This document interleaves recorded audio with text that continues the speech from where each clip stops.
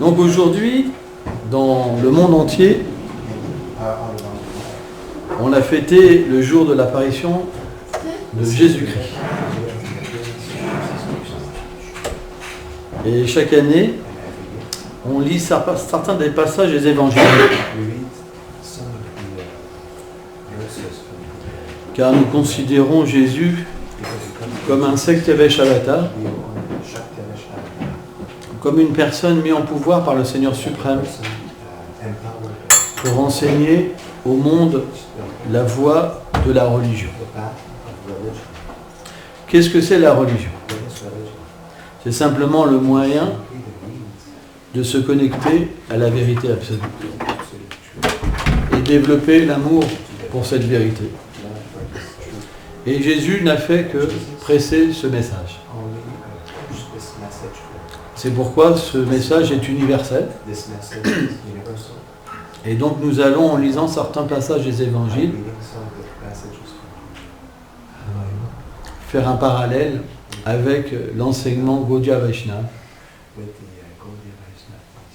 où nous allons voir que c'est exactement les mêmes principes, mais avec un langage différent, une époque différente et des noms différents. Et pour nous, c'est important.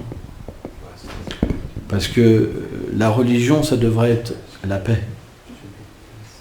Malheureusement, au nom de la religion, il y a beaucoup de problèmes. Mais ça ne veut pas dire qu'il faut abandonner. Il faut simplement comprendre que, au nom de Dieu, on peut faire beaucoup de choses. Celui qui est proche de Dieu a de l'amour et une bonne compréhension des activités des êtres vivants. Mais celui qui se sert de Dieu pour son propre pouvoir, alors on peut faire beaucoup de mauvaises choses au nom de Dieu.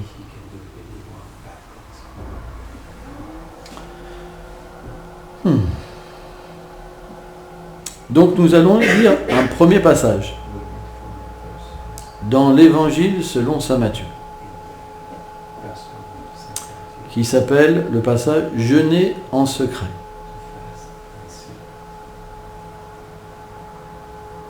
Ou alors prier en secret, on va faire prier en secret. Quand vous priez, ne soyez pas comme les hypocrites. Ils aiment, pour faire leur prière, à se camper devant les synagogues et les carrefours afin qu'on les voie. En vérité, je vous le dis, ils tiennent déjà leur récompense. Pour moi, quand tu pries, retire-toi dans ta chambre, ferme sur toi la porte et prie ton Père qui est là, dans le secret. Et ton Père qui voit dans le secret te le rendra. Oma Ganati Milam Dasya, Ganam Janam Shalakaya, Shakshulu Meditam Janatesme Shigulavenam. Nama Om Vishnu Padaya, Krishna Pestaya Bhutale, Shrimate Bhaktivedanta Swaminiti Namini. Namaste Sarasvati Devi, Gauravani Prachaline, Deleveshe Shasunyavani Prachachadishadaya. Donc c'est un principe. C'est que la véritable dévotion, elle doit être désintéressée. On doit aller vers le Seigneur suprême pour cette fonction éternelle qu'on a à l'intérieur de nous, qu'on appelle le Sanatan Dharma, le Jeva Dharma, la religion de l'âme, qui est d'exister pour sa satisfaction. Le Seigneur explique dans la Bhagavad Gita, Etamam Prapadante, qu'il réciproque avec les êtres vivants. Dieu n'a pas de désir. Mais si nous désirons l'aimer, alors il désire nous aimer dans la même proportion. Si nous nous abandonnons à lui, alors il vient à nous et il se donne à nous. Samoham salvabhuteju nabevisosta priya. Le Seigneur dit, je suis partial et impartial envers quiconque. Simplement celui qui veut être mon ami, alors je suis son ami. Donc, Jésus donne un enseignement très important. Si nous prions le Seigneur simplement pour être reconnus parmi les hommes, nous avons déjà notre récompense. Nous n'obtenons pas Dieu. Mais juste pratishta, loba, puja. L'adoration se fera adorer comme un grand maître, comme un grand dévot. On aura un renom, mais on n'obtiendra pas le Seigneur suprême, ni l'amour pour Dieu. Donc qu'est-ce que dit Jésus? Il ne faut pas faire comme ça. Prie en secret. Ne révèle à personne que tu es un grand dévot. Parce qu'en fait, c'est que de la prétention. Parce que tu vas te faire adorer. Et à partir de là, ton objectif, ça sera l'adoration. Plus moi. Et je disparaîtrai de ta vie. C'est pour ça, un dévot, souvent ne révèle jamais ses réalisations spirituelles. À moins que ça soit à des amis ou des gens très importants pour lui. Parce que le cœur d'une personne, parfois on le partage. Ça fait partie de l'amour, ça fait partie de la confiance. Quand vous aimez quelqu'un, votre meilleur ami, vous allez dire « j'aime cette personne, etc. » On veut un conseil, on veut quelque chose, parce que c'est important pour nous. Et bien de la même manière, quand le Seigneur est réciproque avec notre dévotion et qu'il vient à nous, il y a une relation d'amour qui se manifeste. C'est tangible. Et parfois, alors on a besoin d'en parler. Mais si on en parle avec tout le monde, c'est pas une bonne chose. De la même manière qu'on ne va pas parler de choses intimes à tout le monde. Parce que dans la foule, il y aura des gens qui ne sont pas qualifiés pour entendre ça. Et ils pourront même se servir de ces choses-là à des mauvais fins, à une mauvaise fin. C'est pourquoi ce principe de prier dans le secret est très important. Parce que sans ça, si on fait un étalage de dévotion, par exemple, parfois on voit des dévots, ils ferment les yeux, ils sont là, devant tout le monde, alors que leur extase n'est pas à ce niveau-là. Ça cache quelque chose. Parce qu'en nous, comme il n'y a pas encore la pureté suprême, il y a la reconnaissance qui est là. Raghunath Das Goswami expliquait que c'est le dernier piège avant d'être pur, la position. Tous les acharyas nous mettent en garde. Faites attention. Parce que si vous jouez au grand dévot, les gens vont commencer à venir et dire « Oh, t'es un grand dévot. Quand tu parles, wow, c'est incroyable, c'est du nectar dans les oreilles. Ça se voit, ça émane de toi, tu es tellement merveilleux. » Alors, comme on a vu d'autres grands dévots dire « Mais non, c'est pas moi. Moi, je suis rien. » Mais au fond de nous-mêmes, on aime bien. La preuve, c'est que s'il y a une même personne qui nous dit « C'est vraiment pas bien ce que tu fais.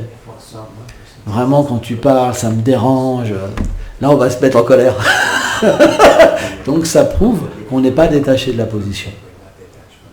Parce que quand on nous critique, on fait des plans pour protéger notre position. Et on voit que même des soi-disant grands dévots se font avoir. Quand il y a des choses qui apparaissent en eux, à la vue de tout le monde, ils les camouflent, aux dépens des autres. Ils vont faire du mal sur des pauvres personnes pour cacher leurs imperfections. Là, ça veut dire qu'ils se sont fait avoir. Et là, Jésus dit, ils ont déjà eu leur récompense. Donc c'est un enseignement très profond en quelques phrases. C'est ça la puissance des Vaishnavas, des grands dévots du Seigneur, des êtres mis en pouvoir. C'est qu'en 3 lignes, ils vous expliquent le secret. Mais qui peut le comprendre? C'est très difficile à comprendre. Parce que les enseignements de Jésus, ils sont très codés.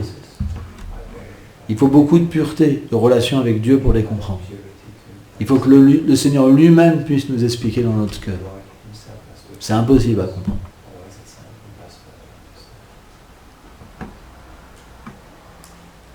Nous continuons.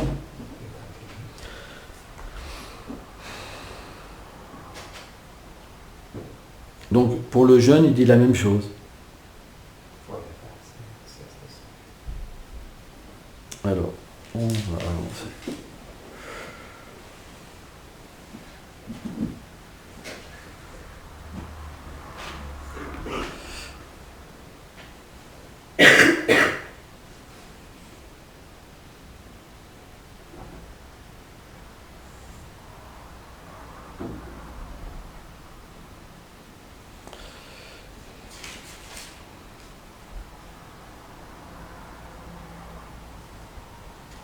Alors, désolé, mais j'ai pas retouché la Bible depuis un bout de temps, voilà. Si j'avais fait. Alors, un autre enseignement de Jésus sur la continence, qui s'appelle la continence volontaire.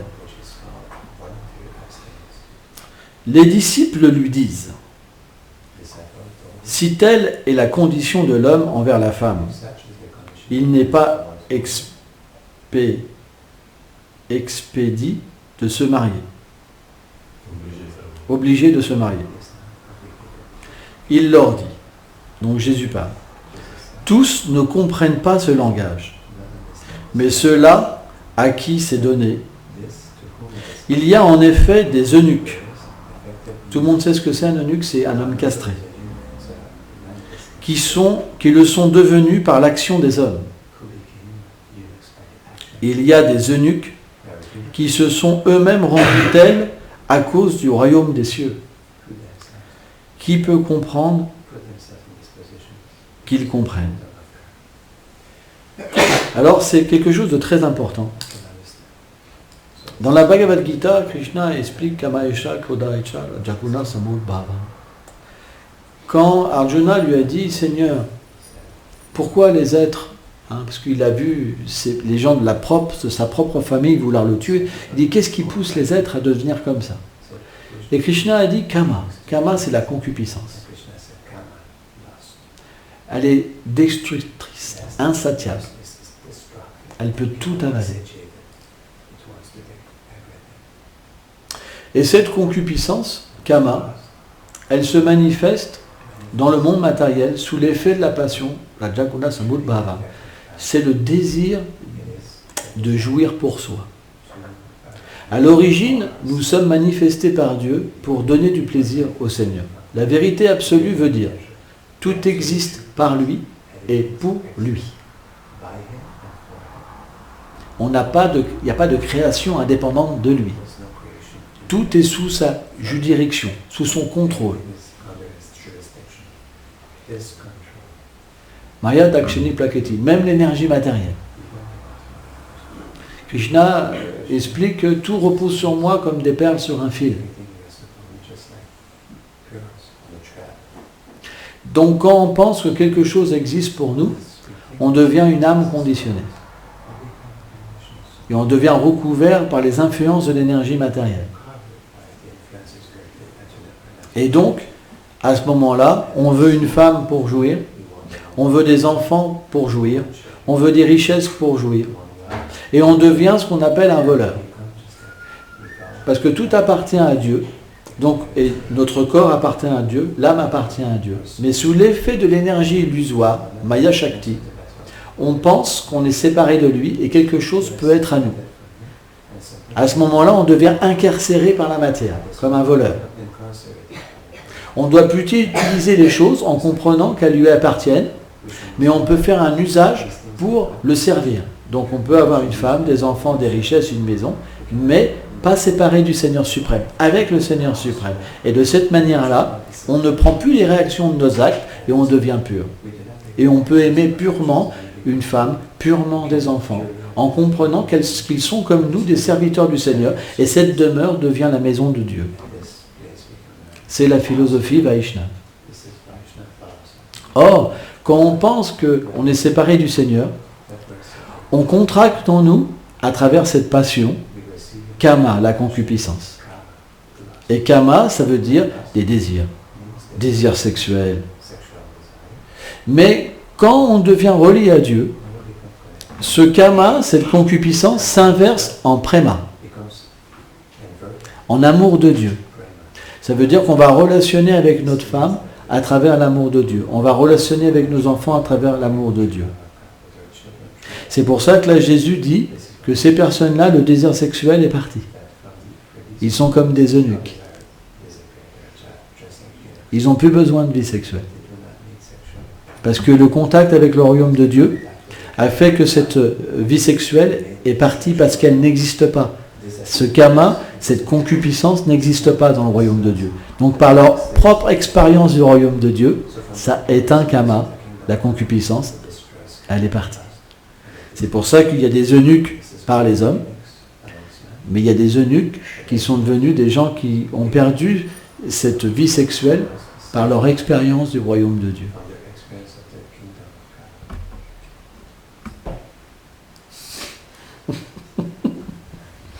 Jésus et les petits-enfants.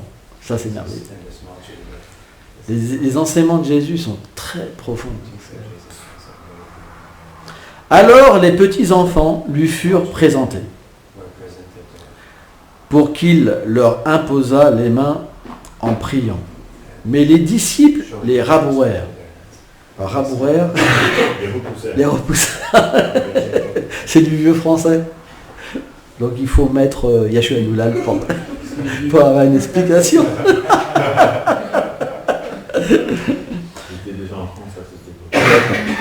Jésus dit alors, laissez les petits-enfants et ne les empêchez pas de venir à moi, car c'est à leur pareil qu'appartient le royaume de Dieu.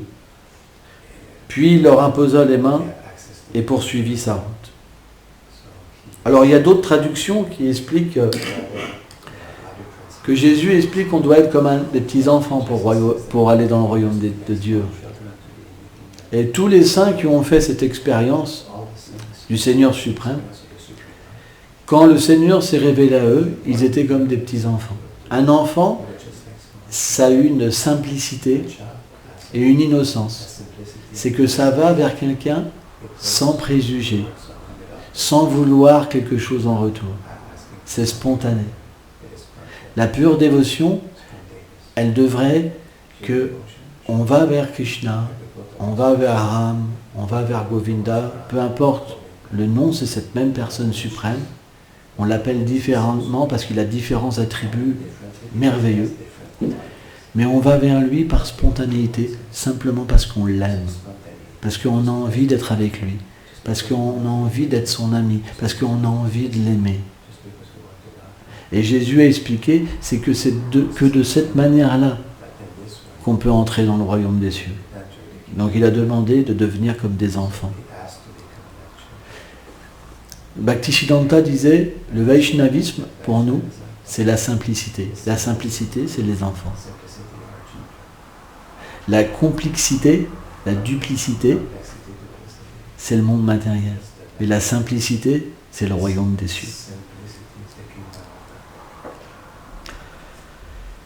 Un autre passage qui s'appelle le jeune homme riche. Et voici qu'un homme s'approcha et lui dit, « Maître, que dois-je faire de bon pour obtenir la vie éternelle ?» Il lui dit, « Qu'as-tu à m'interroger sur ce qui est bon ? Un seul est bon, que si tu veux entrer dans la vie, observe ses commandements. » Lequel, lui dit-il. Jésus reprit. Tu ne tueras point. Tu ne commettras pas d'adultère. Tu ne voleras pas. Tu ne porteras pas de faux témoignages. Honore ton père et ta mère, et tu aimeras ton prochain comme toi-même. Le jeune homme dit à Jésus, tout cela, je l'ai observé. Que me manque-t-il encore ? Vous comprenez, parce qu'il observait parfaitement les principes religieux, mais il n'avait pas encore atteint la conception qu'il est l'âme. Il était une âme conditionnée. Donc bien qu'il suivait ces principes, il a dit à Jésus, je suis déjà, que me manque-t-il ? Jésus lui dit, Si tu veux être parfait, va, vends tout ce que tu possèdes et donne-le aux pauvres, et tu auras un trésor dans les cieux, puis viens, suis-moi. Entendant cette parole, le jeune homme s'en alla contristé, car il avait de grandes possessions. Jésus dit alors à ses disciples, « En vérité, je vous le dis, il est difficile à un homme d'entrer dans le royaume des cieux, à un riche, homme de rentrer dans le royaume des cieux.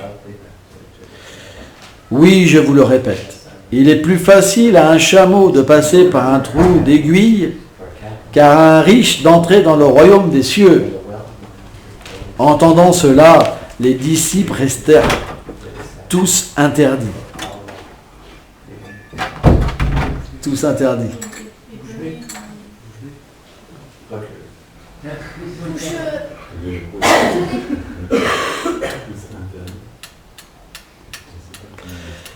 Ok. Qui donc peut être sauvé? En fait, ils ont eu cet interdit, ça veut dire qu'ils pensaient qu'ils ne pouvaient pas atteindre cette perfection. Maintenant, c'est expliqué. Leur pensée va être expliquée. Donc, c'était pas votre compréhension n'était pas bonne. Heureusement qu'il y a la suite. Donc, les disciples, voilà ce qu'ils pensaient. Qui peut donc être sauvé? Perplexe. Disent-ils. Fixant son regard, Jésus leur dit, « Pour les hommes, c'est impossible, mais pour Dieu, tout est possible. » Merveille.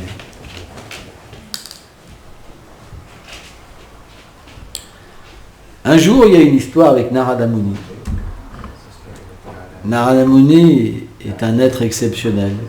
Il voyage dans toute la galaxie pour répandre l'amour de Dieu et les gloires du Seigneur Narayana.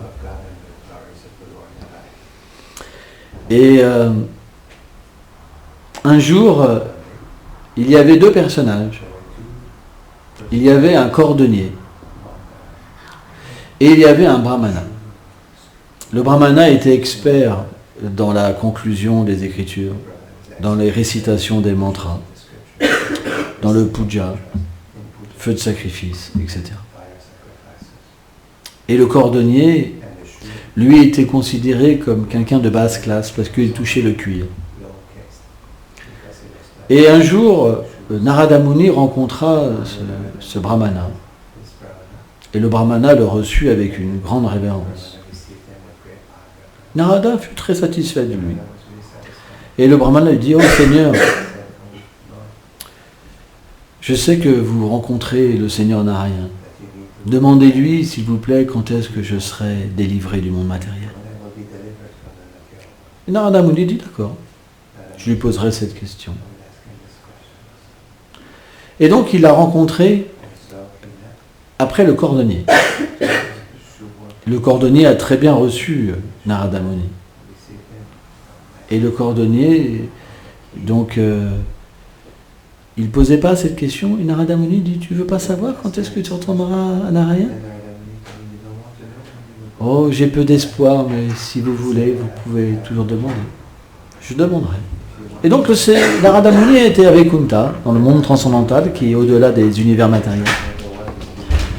Et il a posé cette question au Seigneur Narayana. Oh Seigneur Narayana, j'ai rencontré un cordonnier et j'ai rencontré un brahmana.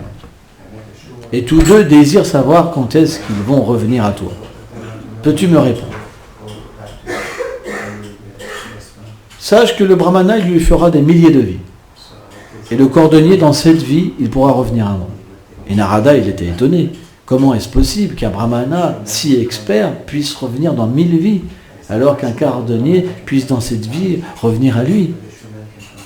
Et là, le Seigneur lui dit, quand ils te demanderont ce que je faisais, dis-leur que je passais un éléphant dans le chat d'une aiguille, dans le trou d'une aiguille, et tu comprendras. Narada était perplexe, il est parti. Arrivé sur la terre, il est arrivé voir le brahmana. Et le brahmana dit, alors, donc tu vas bien me dire que dans cette vie, je vais retourner à Vishnu. Et Narada lui dit, mais avant que je te le dise, ne veux-tu pas savoir que ce que faisait le Seigneur? Si, dis-moi ce que faisait le Seigneur de l'univers. Il passait un éléphant dans le trou d'une aiguille. Le Brahmana a dit, quoi? C'est impossible! C'est impossible de faire un truc, et le Seigneur il a autre chose à faire. C'est ridicule.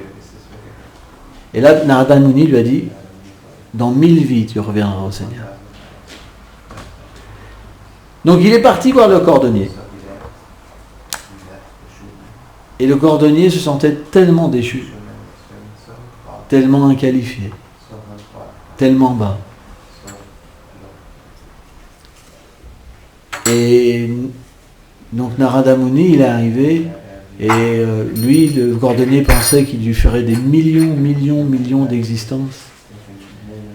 Et Narada Muni, il dit, est-ce que tu veux savoir ce que faisait le Seigneur? Oh oui, Narada Muni. J'aimerais tellement savoir ce que faisait le Seigneur.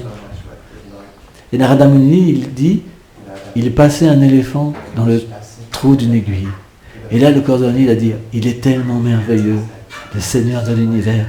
Et Narada Muni lui dit, mais tu le crois vraiment? Mais bien sûr, Narada, regardez la graine d'un arbre banyan, c'est tout petit. Et ça fait un arbre immense qui reprend des racines et des racines. C'est rien pour le Seigneur. Il peut faire tout ce qu'il veut, l'impossible.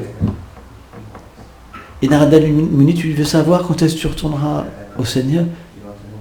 Et le cordonnier a dit, mais j'ai aucune possibilité de retourner au Seigneur. Et Narada lui a dit, dans cette vie.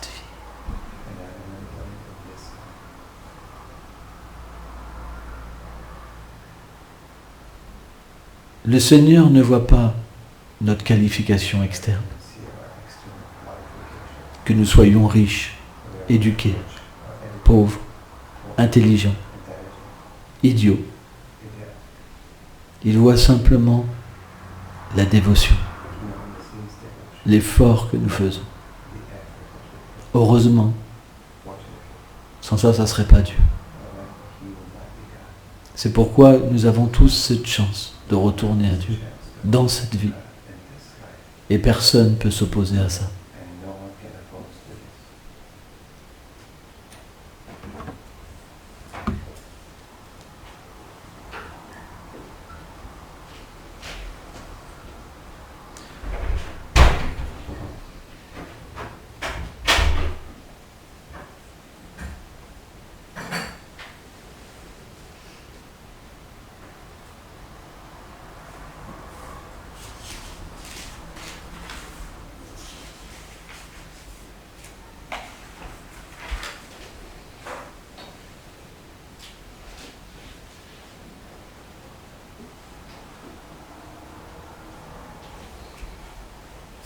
Alors,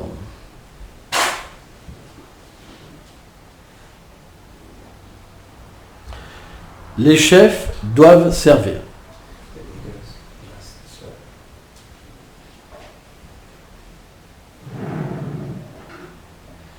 Les 10 autres qui avaient entendu se mirent à s'indigner contre Jacques et Jean. Les ayant appelés près de lui, Jésus leur dit, « Vous savez que ceux qu'on regarde comme les chefs des nations dominent sur elles en maîtres, et que les grands leur font sentir leur pouvoir. Il ne doit pas en être ainsi pour nous. Au contraire, celui qui voudra devenir grand parmi vous sera votre serviteur. Et celui qui voudra être le premier parmi vous sera l'esclave de tous. Aussi bien, le Fils de l'homme lui-même n'est pas venu pour être servi, mais pour servir, et donner sa vie en rançon pour une multitude. » Alors ça, c'est quelque chose d'extrêmement important. Un Vaishnava est le serviteur du serviteur du serviteur. Il n'est jamais un maître. Il a toujours une position de serviteur. Quand nous pensons nous sommes un maître, alors nous régnons sur un faux royaume. Par exemple, nous avons tous un royaume, un faux royaume, une maison. Nous faisons notre royaume avec des petits tableaux, avec ceci, cela, et nous sommes au milieu en maître. Nous ne pourrons pas régner sur autre chose. Suivant notre karma passé, les résultats de nos actes, nous pourrons être très riches, avoir une grande propriété pour régner, ou une petite propriété. Mais nous n'aurons pas plus. Le Seigneur a un royaume, une demeure, parce qu'il est aussi une personne. Bien qu'il soit partout présent, il est aussi une personne. Et dans son royaume, pour y accéder, on ne peut y accéder que si on est le serviteur du serviteur du serviteur. C'est pourquoi, dans notre conception, il se manifeste dans ce monde à travers une filiation spirituelle authentique, où il révèle son nom, sa forme, ses attributs, ses divertissements, qui veut dire son royaume, qui veut dire ses dévots. Le Seigneur a différentes demeures, comme Ayodhya, comme Goloka Vrindavan, comme les planètes Vaikunta. Mais dans toutes ces planètes-là, tous les dévots existent pour son bonheur. Et comme le Seigneur est illimité, en amour et en douceur, personne n'a besoin d'un autre royaume. C'est simplement quand on est recouvert par l'énergie matérielle qu'on crée notre propre royaume. Et ce royaume, finalement, c'est notre prison. Car à cause de lui, on a beaucoup d'anxiété, beaucoup de peur. On pense, par exemple, en ayant une femme, on va être heureux, en ayant des enfants, on va être heureux, mais on se rend compte que chacun a un problème dans ce monde. Et plus on est, plus on rencontre de problèmes. Donc on revient toujours à la même chose. On doit vivre dans le royaume de Dieu. Parce que quand nous vivons dans le royaume de Dieu, le Seigneur vient nous aider personnellement.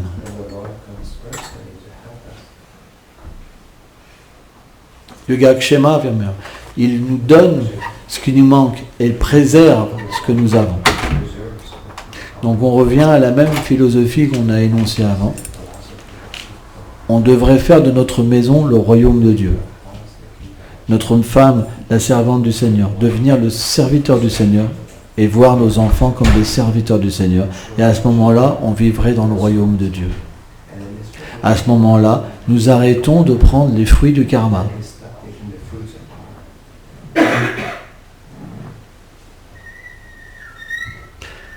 C'est un enseignement qui est très très important. Parce que ce problème, c'est la cause de notre incarcération dans le monde matériel. Et l'âme est éternelle. Elle est éternelle. Elle n'a jamais pris naissance. Jamais elle ne mourra.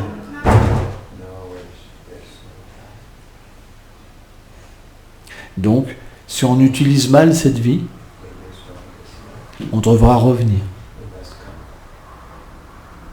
On reviendra par rapport aux activités qu'on a faites dans cette vie.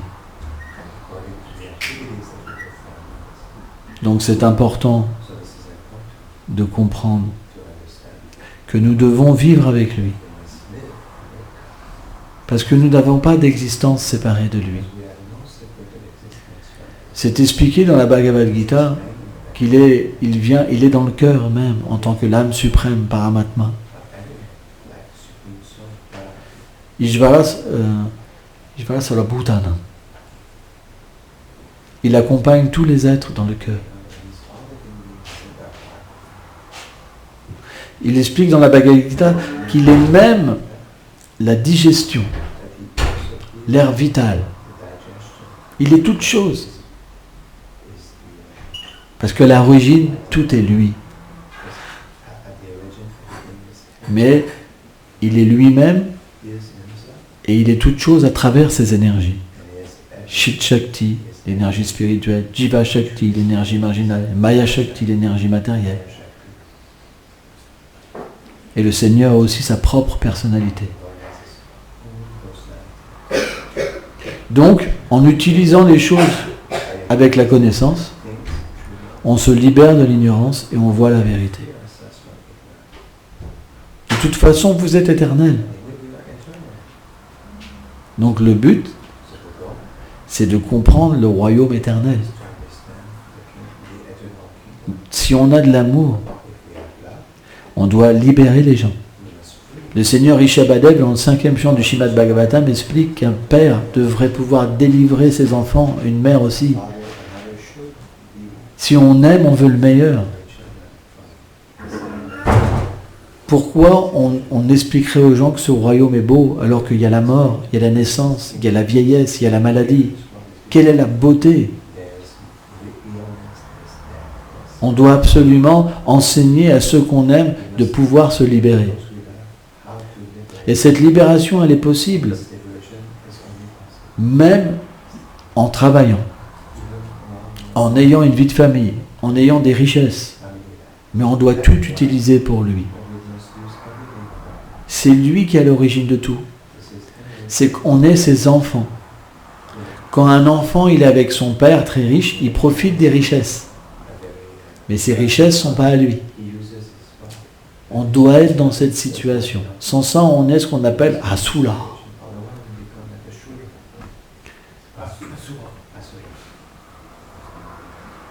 Ça veut dire qu'on a une mentalité démoniaque. C'est de voler, de prendre quelque chose à quelqu'un et dire c'est à moi. Quand vous volez, on vous arrête, vous allez en prison.